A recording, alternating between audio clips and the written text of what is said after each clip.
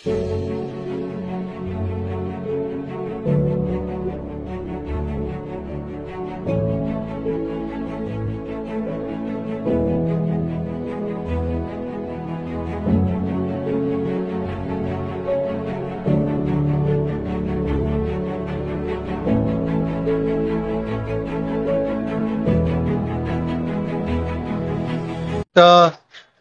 পাশবিক নারকীয় ঘটনা, এবং এখন অবধি যে তথ্য প্রমাণগুলো মূলত সমাজ মাধ্যম গণমাধ্যমের মধ্যে দিয়ে আমরা পাচ্ছি বা পুলিশের একাংশও বলছে, সেটা হচ্ছে যেভাবে মহিলা ডাক্তার তিনি কর্তব্যরত ছিলেন তাকে অডিটোরিয়ামের মধ্যে গণধর্ষণ করা হয়েছে এবং তাকে নৃশংসভাবে খুন করা হয়েছে।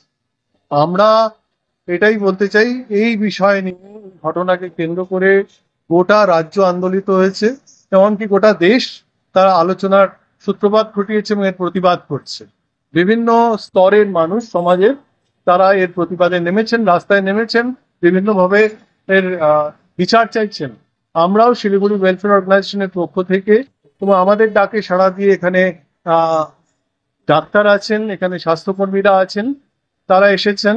আমরা সমবেতভাবে এটাই বলতে চাই যে এমন একটি ঘটনা যেটা সমস্ত সমাজের মূলকে নাড়া দিতে পারে, এমন একটি ঘটনার অবশ্যই রাজ্য সরকারের পুলিশ বা সিবিআই বা যে কোনো তদন্তকারী সংস্থা তার সুনির্দিষ্টভাবে নির্দিষ্ট সময়কালের মধ্যে এই হত্যাকাণ্ডের বিচার করতে হবে, তার তদন্ত করতে হবে।